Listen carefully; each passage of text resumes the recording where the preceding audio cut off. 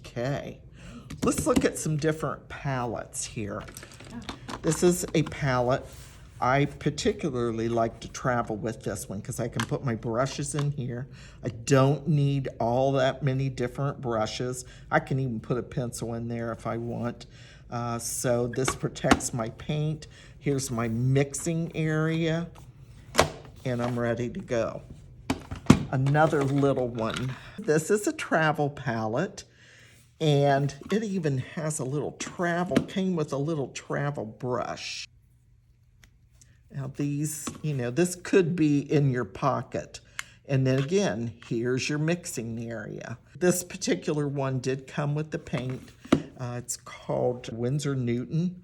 I know it's good paint, but I prefer to get it in a tube and fill my own wells in whatever palette I want.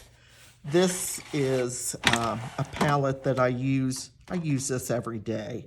I use these in the studio. I use them at home. And I may have a different palette, meaning different colors, palette of different colors. I've got several of these. And, it depends. Maybe I've got a very warm palette where most of the colors are based warm, or a very cool palette. This one has cool and warm reds, and we'll talk about that later on. But it gives me a lot to choose from. Plus I have a mixing well here, and the lid. I've got, 4 areas to mix that are separated. This one's kind of been through the mill. I've even taped it a few times, but it's still useful. One of the most important things to do have with your palette, though, is to make sure you have a lid, because that's going to protect your paint.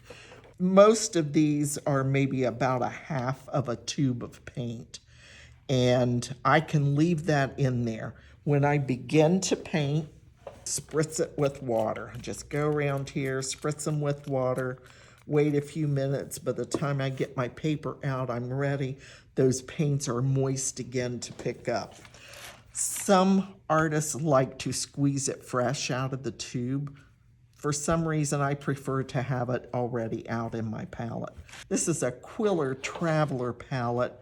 However, it's kind of big. I prefer the smaller one to travel with. But just make sure that you have ample room to mix. Here's another one that you could travel with.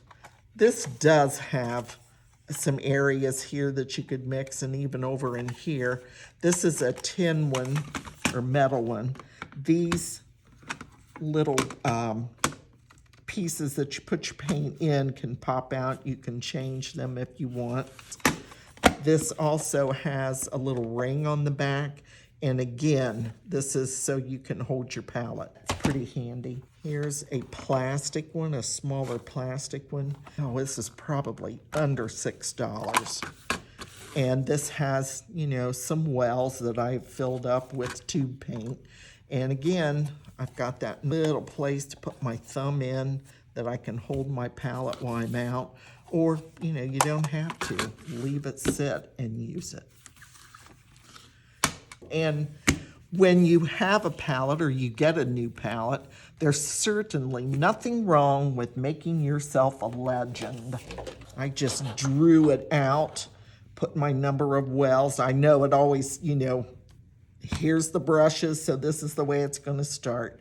Here's phthalo green, burnt sienna, and it goes on around.